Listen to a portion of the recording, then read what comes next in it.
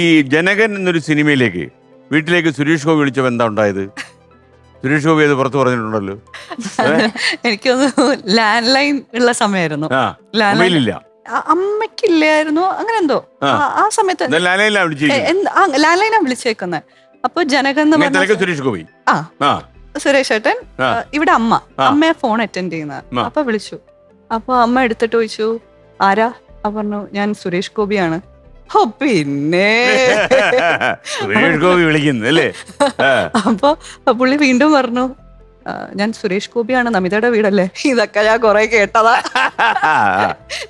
പുള്ളിക്കാരത്തി വിചാരിച്ച് മിമിക്രി ചെയ്യുന്ന ആരോ വിളിക്കുന്നതാണ്. എന്ത് ചെയ്താലും വിശ്വസിക്കൂല. പിന്നെ ഇതൊക്കെ ഞാൻ കൊറേ കേട്ടാ. പുള്ളിക്കാരത്തി കട്ട് ചെയ്തിട്ട് പോയി. ബാക്കി എന്താ പറയുന്നതെന്ന് പോലും കേൾക്കാൻ നിന്നില്ല, കട്ട് ചെയ്തിട്ട് പോയി.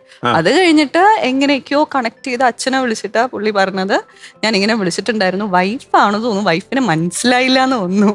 അത് പറഞ്ഞപ്പോ അങ്ങനെ അച്ഛൻ വന്ന് അമ്മയോട് പറഞ്ഞു, സുരേഷ് ഗോപിയെ വിളിച്ചു. സുരേഷ് ഗോപിയാ? എന്നെയാ? അതെ. അപ്പഴാ പുള്ളിക്കാരത്തിക്ക് മനസ്സിലായ. ഇല്ല, എനിക്ക് സ്കൂളില് എക്സാമിന്റെ സമയമായിരുന്നു, ലാസ്റ്റ് ഫൈനൽസിന്റെ സമയമായിരുന്നു. അനികയും ഈ കാട്ടാനും തമ്മിൽ ബന്ധമുണ്ടോ? വയനാട്ടിൽ എന്തോ 5 സുന്ദരികൾ അഭിനയിക്കാൻ പോയപ്പം ഒരു കാട്ടാൻ അന്വേഷിച്ചു വന്നു. ചക്കക്കൊമ്പൻ എന്നൊക്കെ പറഞ്ഞ, അരിക്കൊമ്പൻ എന്നൊക്കെ പറയുന്നല്ലേ. ഞങ്ങൾ അങ്ങനെ ഷൂട്ടിന് പോയതായിരുന്നു. ഭയങ്കര ഡീപ്പ് ഫോറസ്റ്റിനകത്തായിരുന്നു. ഒരു 20 days ഷൂട്ട് ഉണ്ടായിരുന്നേ. അപ്പൊ പൊതുവേലേക്ക് ഇങ്ങനെ മൃഗങ്ങളൊക്കെ കാണും. അപ്പൊ എവിടുന്നോ ആരോ പറഞ്ഞു, ഇവിടെ ആന ഇറങ്ങിയിട്ടുണ്ട്, പോയി ആനേനെ കാണാം. അപ്പൊ ഞാനും ചേത്തനും എന്താണ് സമീർ താഹിറും എല്ലാവരും കൂടി അങ്ങനെ പോയതായിരുന്നു കാണാനായിട്ട്. അപ്പൊ ഞങ്ങൾ ശരിയാണ്. അപ്പൊ ആലോചിച്ചില്ല ആരും. ഞങ്ങളിങ്ങനെ പോയപ്പോ ജീപ്പിലായിരുന്നു ഉണ്ടായിരുന്നേ. ഞങ്ങൾ ഇറങ്ങി കാട്ടാനകളെ നോക്കിയപ്പോ കണ്ടു. ദൂരെ കുറച്ചുകൂടി അടുത്ത് വരാന്ന് വിചാരിച്ചപ്പോ ആന നല്ല ഫോഴ്സിൽ തിരിഞ്ഞു. പോയ ആൾക്കാരെല്ലാരും ഒരു 2 സെക്കൻഡിനകത്ത് തിരിച്ച് ലൊക്കേഷനിലെത്തി. കാരണം ആന തിരിയുമ്പോ തന്നെ ഇറ്റ്സ് ലൈക്ക് പേടിയായി ഞങ്ങൾക്ക് എല്ലാരും. ഉണ്ടായത് അവിടെ ബേസിക്കലി ആനേനെ കണ്ടപ്പോ ഇച്ചിരി പേടിയായിരുന്നു. കാരണം അല്ലെങ്കിൽ വലിയ കുഴപ്പമൊന്നുമില്ല, ആനിമൽസിനെ കേട്ട്. അപ്പൊ ഇതുപോലെ സാഹസികങ്ങളൊക്കെ ഉള്ളൊരു കഥാപാത്രം കിട്ടിയാ ചെയ്യാൻ പറ്റുമല്ലോ. അയ്യോ, ആനേന്റെ മുകളിൽ കയറുന്നതാണെങ്കിൽ ഇച്ചിരി ഡിഫിക്കൽട്ട് ആയിരിക്കും, പക്ഷെ എന്നാലും ട്രൈ ചെയ്യാലോ. ഈ മാത്രല്ല അനിക പക്ഷെ അങ്ങ് തെലുങ്കിലേക്കൊക്കെ പറഞ്ഞെന്ന് പറഞ്ഞു അല്ലേ? നാഗാർജുനോട് അഭിനയിക്കുക അല്ലേ? എന്തോ എക്സ്പീരിയൻസ്? തെലുങ്കില് വളരെ അടിപൊളി. ഇല്ല, എനിക്ക് അവിടെ ഞാൻ 2 ചെയ്തിട്ടുള്ളൂ. തെലുങ്ക് പഠിച്ചോ? ആ സമയത്ത് കുറച്ച് പറഞ്ഞാൽ മനസ്സിലാവും, പക്ഷെ തിരിച്ചു പറയാൻ നമ്മൾ അവിടെ പോയി നിൽക്കുമ്പോ പറയുന്നത് കേട്ട് കേട്ട് നമുക്ക് കുറെ മനസ്സിലാവും. ഓൺലൈനായിട്ട് പഠിച്ചെന്ന് പറഞ്ഞു തെലുങ്ക്, പുഷ്പം പോലെ പഠിച്ചെന്ന് പറഞ്ഞു. ഇല്ല, അത് തെലുങ്ക് പഠിക്കല്ലായിരുന്നു. എന്നെ ഡയറക്ടറിന്റെ റൈറ്റർ ഇരുന്നിട്ട് എല്ലാ ദിവസവും ഒരു 1 hour ക്ലാസ് ഉണ്ടാവും. ലൈക് നമ്മൾ ശരിക്കും സ്കൂളിൽ പഠിപ്പിക്കുന്ന പോലെ ഇങ്ങനെ അങ്ങനെ പറഞ്ഞിട്ട് ഓരോരോ വാക്ക് സ്പെക്ട് ചെയ്ത് എനിക്ക് പഠിപ്പിച്ചിട്ടുണ്ട്, ഡയലോഗ്സ് ഫുള്ള്. അപ്പൊ അങ്ങനെ ഞാൻ കാണാപ്പാടം പഠിച്ച് നേരെ അവിടെ പോയിട്ട് പ്രസന്റ് ചെയ്യും. അതായിരുന്നു ഞങ്ങളൊരു തെലുങ്കിന്റെ ഒരു. തെലുങ്ക് ഞാൻ നല്ല പോലെ ബുദ്ധിമുട്ട്, നോട്ട് ഈവൻ ക്ലോസ്. മലയാളം എനിക്ക് മലയാളം ശരിക്കും വേറെ അറിയിടയ്ക്ക്. പക്ഷെ തെലുങ്ക് എനിക്ക് പഠിക്കാൻ, തമിഴ് ഞാൻ പെട്ടെന്ന് പഠിച്ചെടുത്തു. പക്ഷെ എനിക്ക് തെലുങ്ക് ഇത്തിരി ബുദ്ധിമുട്ടായിരുന്നു പഠിച്ചെടുക്കാനായിട്ട്. കാരണം മലയാളത്തിൽ നിന്ന് ഭയങ്കര ഡിഫറെന്റ് ആണ്.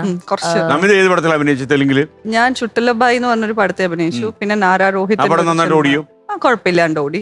നാരാ രോഹിത്തിന്റെ ഒരു ഫിലിം അഭിനയിച്ചു. ഈ നമിതയ്ക്ക് ഒരു ഭാഗ്യം കിട്ടിയിട്ടുണ്ട്.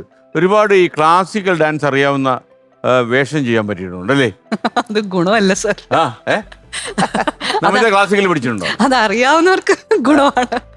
ക്ലാസിക്കൽ നമ്മളെ ഈ ചെറുപ്പത്തിലെ അമ്മമാരുടെ ഒരു ആഗ്രഹം കൊണ്ട് ബേസിക്കലി പിള്ളേരെ കൊണ്ടാക്കില്ലേ, അതുപോലെ പങ്കെടുക്കാൻ വേണ്ടിയാണോ? എന്റെ സാർ അതൊന്നും ഞാൻ പോയിട്ടില്ല. ഒരു 4th വരെ പഠിച്ചു. ബേസിക് ഈ നാട്ടടവ് തട്ടടവ് ഞാൻ എന്നും അതിലായിരുന്നു. കാരണം ഇന്നേ വരെ എന്റെ ജീവിതത്തിൽ ഒരു കാര്യം ഞാൻ കംപ്ലീറ്റ് ചെയ്തിട്ടില്ല. കൺസിസ്റ്റൻസി ഇല്ല, പകുതി അത് ആകുമ്പോൾ നിർത്തും. പക്ഷെ അതിന്റെ കുറ്റബോധം എനിക്ക് പിന്നീട് സിനിമയിൽ വന്നപ്പോഴാ തോന്നിയത്. കാരണം 2ാമത്തെ പടം തൊട്ട് ഡാൻസോട് ഡാൻസർ. പുള്ളിപ്പുലികളും ആട്ടിൻകുട്ടിയിലെ ക്ലാസിക്കൽ ഡാൻസർ, ഡാൻസർ ചന്ദ്രേട്ടൻ അവിടെ എല്ലാത്തിലും ഡാൻസർ ആയിരുന്നു. അങ്ങനെ സൗണ്ട് തോമയിലും ഡാൻസർ അല്ല, അതിന്റെ ഫസ്റ്റ് ഡേ ഷൂട്ട് ഡാൻസ് ആയിരുന്നു. അതിൽ കന്നിപ്പെണ്ണ എന്ന് പറഞ്ഞിട്ടൊരു പാട്ടുണ്ട്. അത് മറ്റേ പ്രോപ്പർ ഡപ്പാങ്കൂത്ത് അങ്ങനത്തെ ഒരു സോങ് ആണ്. അപ്പൊ ഫസ്റ്റ് ഡേ എനിക്ക് കോസ്റ്റ്യൂം ട്രയലൊക്കെ തന്നപ്പോൾ ഭയങ്കര സന്തോഷം.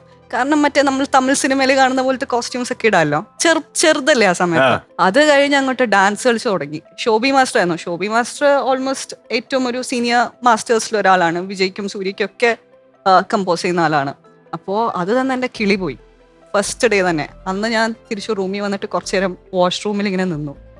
ഈ പണി നമുക്ക് പറ്റിയതല്ലാന്ന് തോന്നുന്നു. ആ രീതിക്കായിരുന്നു. കാരണം ദേഹാനങ്ങിട്ട് കുറെ നാളുകളായി.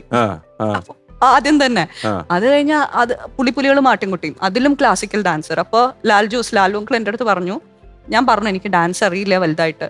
അപ്പൊ പറഞ്ഞു നീ നാട്ടിൽ നിന്ന് പിള്ളേർ വല്ലതും ഉണ്ടെങ്കിൽ പഠിച്ചിട്ട് വരാൻ പറഞ്ഞു. അപ്പൊ എന്റെ കൂട്ടത്തിലുള്ള ഫ്രണ്ട്സിന്റെ അടുത്തൊക്കെ ഡാൻസേഴ്സിന്റെ അടുത്തൊക്കെ ചോദിച്ചു. ഞാൻ കുറച്ച് പഠിച്ചിട്ട് ചെന്നു, ഒരു ഒപ്പിക്കൽ. അവിടെ ചെന്ന് ഫസ്റ്റ് ഷോട്ട് എടുത്തപ്പോ മനസ്സിലായി ഒപ്പിക്കലാണ്. അപ്പൊ പുള്ളി പറഞ്ഞു ഈ പരിപാടി ഇവിടെ നടക്കാൻ പറ്റില്ല. അങ്ങനെ ഒരാഴ്ച അവിടെ ശരണ്യ മോഹൻ ആക്ട്രസ് ഉണ്ട്, ശരണ്യ ചേച്ചിക്ക് ഡാൻസ് സ്കൂൾ ഉണ്ട് ആലപ്പിയിൽ തന്നെ. അവര് ഫാമിലി മൊത്തത്തിൽ ഡാൻസ് ആണ്.